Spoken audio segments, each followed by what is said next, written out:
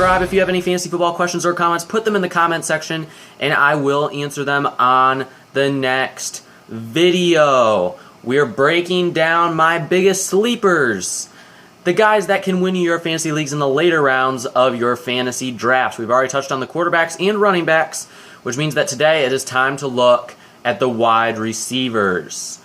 Don't forget, we still have that contest going on to win a free draft kit. We've had a couple winners already.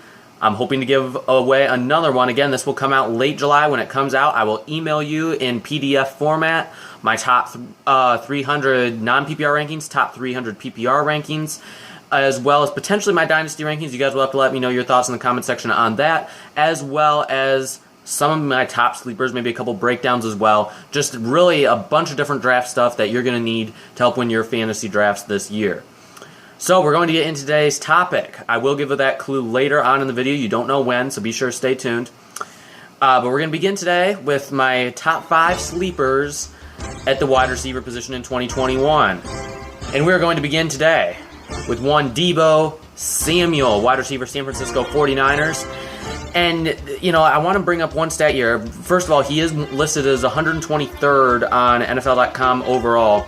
ESPN, I have not looked for sure. I'm not positive where he is. He's not quite, I don't believe he's quite as low on ESPN.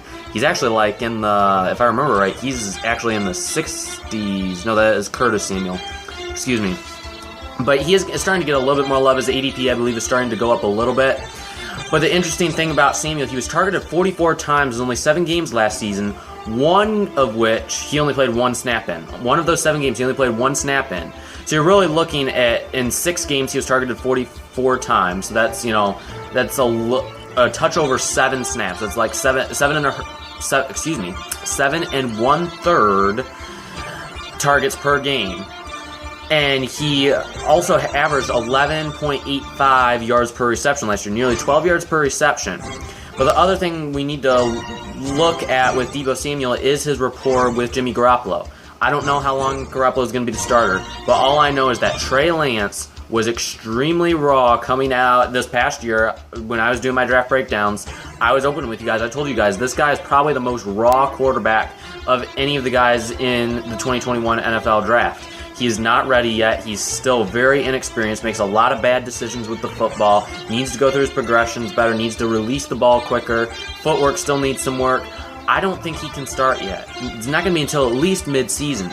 But either way, I think Deebo Samuel has the best chemistry with Jimmy Garoppolo of all the receivers. Of course, George Kittle, of course, tight end, different entity.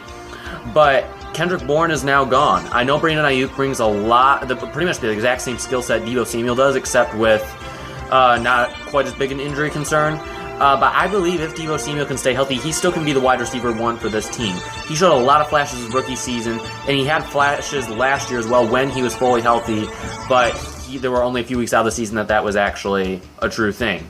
So, you know, keep an eye on Deebo Samuel. Yes, there's an injury concern, but if you can get him at the end of your drafts as a wide receiver 4, wide receiver 5, I think that's, you know, really good value, because you're potentially getting a guy who you can start in the flex almost every week, even be a potential wide receiver 2. That's what his upside is.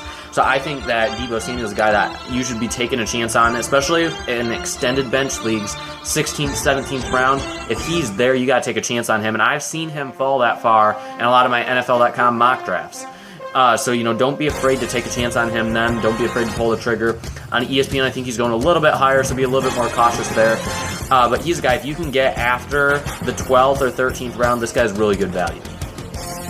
The next guy we're going to get into is a guy that I mentioned before, and that's one of my favorite Michigan boys, Donovan Peoples-Jones. And DPJ, he was misused at Michigan. If you're a Michigan fan, you know what I'm talking about. Doesn't matter whether it was Drebno, I don't even know if he was the coordinator any of the time. I don't think he was. Whether it was Josh Gaddis, who's the current offensive coordinator, did a little bit better utilizing him, I suppose. Harbaugh, when he was calling plays, couldn't utilize him well. Pat Hamilton, again, a couple of those guys I think were actually before Peoples-Jones' time at Michigan, but primarily Josh Gaddis and Jim Harbaugh did not utilize him the best. And, you know, it was very evident. You know, he's good on kick returns and stuff. He's found value with the Browns already in that department. But this guy's an explosive receiver. He is a freak. He was a former 5-star. He was highly touted, just like Jerry Jeudy coming out there. Both 5-stars. He was rated just as highly as Jerry Jeudy, who went in the first round to the Denver Broncos. I believe 15th overall. This guy has talent. Yes, he dropped to 5th, 6th round, whatever he went. Don't pay attention to that. This guy is a stud. He ran, I believe, a 4.46 in the 40. He had like a 42.5-inch vertical, somewhere around there. 43-inch vertical. The guy's a physical specimen. He can go up and win the jump balls. He's got a tremendous skill set. And we saw his big play-making ability last year with the Browns. He averaged 21.7 yards per reception last year. He had 50 receiving yards in 3 of his final 4 weeks that he was active. And his role increased down the stretch. Now, I know Cleveland had injuries. With the COVID list, you had other guys. Of course, Peoples-Jones wasn't active the last week of the season because he was on the COVID list. But nonetheless, he took advantage of the opportunities he was given. Of course, he had that one fantastic catch. I believe it was against Tennessee in the fourth quarter, right at the end of the game. It was a fantastic catch in the red zone corner of the end zone. That guy, that's what that guy is capable of making catches of. That's what that guy is capable of. And if you look at Odell Beckham, I've talked to him about it before. I'm not a fan of him, never have been. They were more productive without him. And I believe the Browns are going to learn at some point that they may just have to cut ties with Odell completely. All he is a diva, and, he can buy in. As you can hear all these reports that, he's bought into Cleveland, and, he loves the fans love him. I don't care at that point. He's too inconsistent for fantasy. He's always had some trouble with drops in his entire career. I believe Donovan Peoples-Jones is going to be a more reliable target. Rashard Higgins is still there, I get it. But I think Peoples-Jones could emerge as the number 2 wide receiver on this team behind Jarvis Landry. Odell still has his injury concerns as well, so don't discount that. But I am a big fan of Donovan Peoples-Jones as well. The next guy we're going to get into is Amon-Ra St. Brown, the rookie out of USC. If you look at the Lions' depth chart at wide receiver, it's pitiful. Brashad Perriman, Quintez Cephas, and Tyrell Williams round out the top 3. Tyrell Williams was paid a lot of money by the Raiders to, come in and be kind of their top receiver. That didn't work out. Had a lot of injuries. Hopefully he's back healthy and can contribute. Quintez Cephas had a couple nice games last year as a rookie. I know a lot of Lions fans are high on him. And then you have Brashad Perriman, who's a speed guy, but, he's always had issues with the hands. Just a guy who's been hopping around from place to place after busting out as a first-round pick. He just hasn't turned out. But I've compared Amon-Ra St. Brown to Juju Smith-Schuster before, another former USC wide receiver. He's not the biggest guy. He's not the fastest guy. Juju was a little bit bigger than Amon-Ra even. But one thing that Amon-Ra St. Brown does, he separates late in the route. He makes the tough catches. He has excellent hands, runs absolutely fantastic routes. And he also does a good job at the beginning of his route. Separating late is one thing, and he does as good as anybody. But he also has some interesting moves at the line to get the release off of press coverage. Those are all important things that he uses to get himself open. And he was one of the most NFL-ready wide receivers in this entire draft class, and I'm not joking about that. And I believe that he is a guy that he'll kind of be the Cooper Kupp to Jared Goff. That, of course, Cooper Kupp was in Los Angeles. I really like what Amon-Ra St. Brown is going to bring to this offense. Very complete wide receiver, has decent speed. He's not going to, torch you over the top all the time. But he's about a 4-5 guy.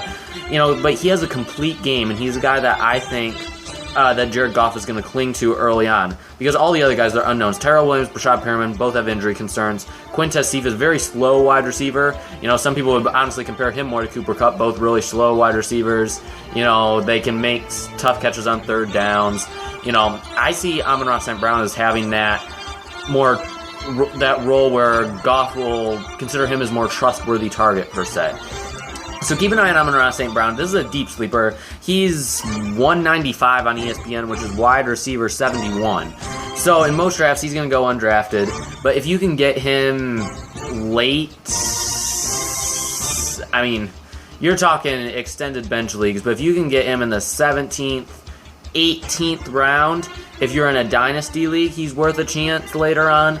But even in normal standard formats, I think this guy's volume is going to be high enough to where he'll be a decent wide receiver 4, potentially wide receiver 3 by the end of the year. Just a really nice depth piece, especially if you have an extended bench or if you're in a league that has 14 or 16 teams. This is a good late round pick, a guy that could break out in year 1. The next guy, we got two more we're going to get into. This guy is Mecole Pittman Jr. Now, on NFL.com, I can't consider him a sleeper because he's ranked like something crazy, like 60th or something. It's ridiculous how high they have him. But on ESPN, he's rated 131st, wide receiver 57. And we've talked about before how Carson Wentz clings to the bigger targets. He's 6'4", 223 pounds. The Colts don't have an elite option at tight end. They don't have a Dallas Goedert or Zach Ertz on their roster. You have Jack Doyle, who's primarily a blocker, and then you have Trey Burton, who's struggled with injuries, and then you have Mo Alley Cox, if he's still even there, for all I know. But they don't have any legit options at the tight end position. And, Wentz does like the big wide receivers, whether it was Alshon Jeffrey, Zach Ertz, Dallas Goedert. He liked targeting the bigger guys in the red zone. And Mecole Pittman's the closest thing that they have. He showed flashes last year. He had at least 5 targets in 6 of his final 9 games, which is an improvement, and it was pretty porous quarterback play as well. Let's just be honest. He only had 1 touchdown, but he was a red zone beast. I just don't think he was targeted as much as what you would have liked to have seen in the red zone. But this guy was a beast at USC inside the 20-yard line, inside the 10-yard line, inside the 5. Just throw him a jump ball in the end zone, and he's going to come down with it 90% of the time. And I believe Wentz is more capable of getting the ball to him in the red zone than the quarterbacks that were under center for Indianapolis last year. So that's just something to keep in mind. I really think that not only is his target share going to go up, I believe he's going to be more of a red zone weapon, be utilized better in year 2. Before we get to my last one, it is time to give away a draft kit. So, my question today is, we're going to keep it with the wide receivers. Again, this is Fantasy Football and NFL Draft channel. So, I'm going to ask another NFL draft question. See how close you guys were going to pay attention. I don't know if I mentioned this for sure. I believe I mentioned it in one fantasy football video last year. You can go and find it if you want to. If not, take a free guess at it. Jerry Jeudy, Henry Ruggs, and CeeDee Lamb were my top 3 wide receivers in last year's draft class. Who is my number 4? Remember, last year was a very deep wide receiver class. There were a lot of options after that big 3. Everyone had somebody different. Who did I have as my number 4 wide receiver in last year's draft class? Put your answer in the comment section. You only get one answer. Put it in the comment section. First one to get it right wins a draft kit when it comes out at the end of July. So put that in the comment section and let me know who you think my number 4 wide receiver was in the 2020 NFL Draft. Now we're going to get into the last guy, and this is one of my favorites.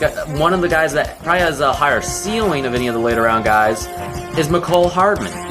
And this is because they lost Sammy Watkins. That's a lot of targets. Right now he's currently wide receiver 61 on ESPN, listed 135th in their overall non-PPR rankings. In only 10 games last season, Sammy Watkins, of course those were the only games he was active, was targeted 55 times. Okay, that's 5.5 targets per game. Now, I understand that they drafted Cornell Powell in the 5th round, I believe, of this past draft. But they waited until then to draft a wide receiver. Even if Cornell Powell can get 20 or 25 of those targets, that's still 30 extra targets, okay? Let's say DeMarcus Robinson gets an additional 10. That's, okay, you have 25, okay, so you're looking at another 30, 10. That's still at least 20 more targets for Mecole Hardman, who already was targeted 62 times last year. So I think you're looking at a guy that's getting close to 85, potentially 90 targets next season. And this is what's the most important thing, is that he is becoming more efficient with the targets that he gets. He had a couple issues with drops early on last season. But all reports indicate, I believe I read from RotoWire the other day, that he is improved mightily, at least from what they've seen in minicamp. Reporters are saying this guy has improved his hands. This guy has improved his focus, holding onto the ball, making sure he secures the ball before he figures out what he's going to do after the catch. That's going to be important for him this year. And the other upside with this is, if something were to happen to Tyreek Hill, if he gets injured, if he were to happen to get suspended, he's had off-field issues in the past. If anything were to happen to Tyreek Hill, Mecole Hardman's the perfect guy to take over that role. I compared Mecole Hardman to Tyreek Hill coming out back in 2019. I saw him live at the NFL Combine, got to go that day, got to see him work out. The guy is blazing fast. He runs decent routes. He still needs to work on it a little bit. but he runs decent routes. But there's a difference between speed and world-class speed, and this guy's got world-class speed. He ran a 4.33 in the 40. I think he's even capable of running faster than that if he were to run the 40 again. This guy is an absolute speed demon, and I believe that he's going to be the wide receiver 2 in this offense. I know Demarcus Robinson is there. You have Byron Pringle there, and obviously Tyreek Hill and Travis Kelce, when they're healthy, are going to get the lion's share of targets. But I don't see Cornell Powell getting a ton of targets in year 1. I mean, some people, I know there's always that chance he could end up on the practice squad. I don't think Cornell Powell ends up on the practice squad. This guy's going to make the roster. He was a decent wide receiver at Clemson. But, I don't think he's going to steal all of Sammy Watkins' targets. I believe Mecole Hardman is the beneficiary of a lot of those. Demarcus Robinson, some would argue, as a closer clone to what Sammy Watkins brought. But I really think that Mecole Hardman is the guy that is going to be getting the most targets in this offense. He's going to nail down a chemistry with Mahomes a little bit quicker, simply because he is so similar in style to Tyreek Hill. You don't have to adjust your timing a whole lot with him. And I think that's very important when you're looking at a guy who, his rookie season, was kind of thrown to the fold early with Hill's suspension. Then last year, he didn't have, a normal offseason. This year with a full offseason, being the wide receiver 2, getting more work with Patrick Mahomes in practices, I believe that's going to pay off for him. He's going to be a good wide receiver 2 for Kansas City, and for you, potentially a good flex option depending on the matchup each week. He may not get the most volume at the beginning of the year, but I think that will only continue, that will only get better as the season goes on. And we know how efficient he can be with those targets. He's a speed demon. He's going to burn you deep. So do not be surprised if on, not on a weekly basis, but when he has a good matchup, he can go off for a good 25, 30 points on any given week. Don't be surprised when that happens, because that's going to happen several times in 2021. That's going to do it all for today. Those are my 5 sleepers. Remember, go back if you missed it. Check out the clue that I gave you guys for your chance to win a 2021 NFL draft kit for fantasy football, for free. So go back if you didn't catch the clue. Go back and listen. I asked you a question. Not going to repeat it. You got to go back and watch it. The first one to give me the correct answer in the comment section will win the fantasy football draft kit. That's going to do it all for today. Be sure to like, share, and subscribe, and we'll see you on the next one.